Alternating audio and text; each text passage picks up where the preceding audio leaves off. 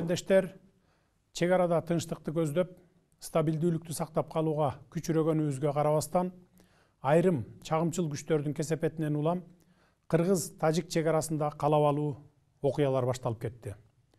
Биз бул окуяларды ырбатпай, Кыргызстан менен Тажикстан элдеринин ортосундагы ынтымак, ырашкерликти сактап калуу үчүн 2 күндөн бери бардык аракеттерди жасап жатабыз. Чек ара тилкесин аныктоо карапайым элден да, жетекчиликтен да өтө аярлыкты жана тыкан ишти талап кылган маселе. Дүйнө элдеринин тарыхы буга күбө. Мындай олуттуу маселелер тынчтык сүйлөшүүлөрү аркылуу гана чечилип келген. Тажик Республикасынын жетекчилери, байыркы тажик элинин акылкөй адамдары дагы ушундай эле көз карашта экенине ишенемин. Биздин элдерге тынчтыкты сүйүүчүлүк, бирин-бири урматтоо мүнөздүү. Буга биздин көп кылымдык тарыхыбыз далил.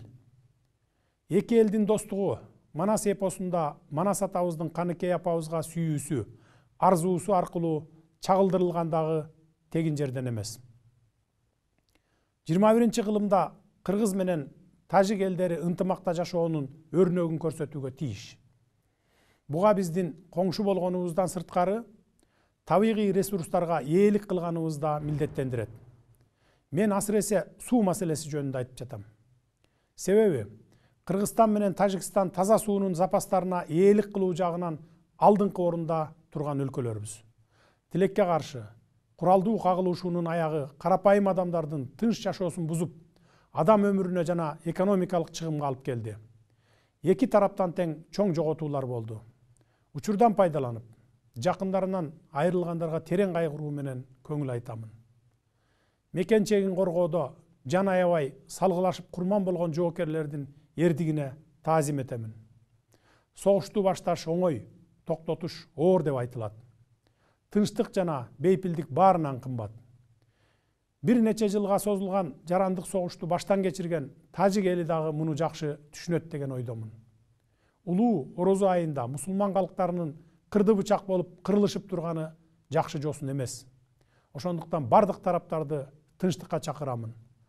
Азыр эле Тажикстандын президенти Эмомали Шарипович менен эки тараптуу сүйлөшүүлөрдү жүргүздүк. Чек аралар жана башка бардык маселелерди тынчтык жана сүйлөшүүлөр жолу менен чечип алалы деп келиштик. Эс тутумум жаңылтпаса, мындан 16 жыл мурда бүгүнкү күндөгү көйгөйдү эскерттим эле. Тагдырдын буйругу менен дал ушул көйгөйдү чечүү менин өз мойнума туш келген экен. Кудай буйрса, жакын араларда чечишип алабыз. Учурдан пайдаланып, Баткенге барабыз, элибизге жардам беребиз деп демилге көтөрүп жаткан жаштарыбызга, мекенчил жарандарыбызга ыраазычылык билдиремин. Жана эмоцияга алдырбооңуздарды суранып кетемин. Баарын тынчтык жолу менен чечип алалы.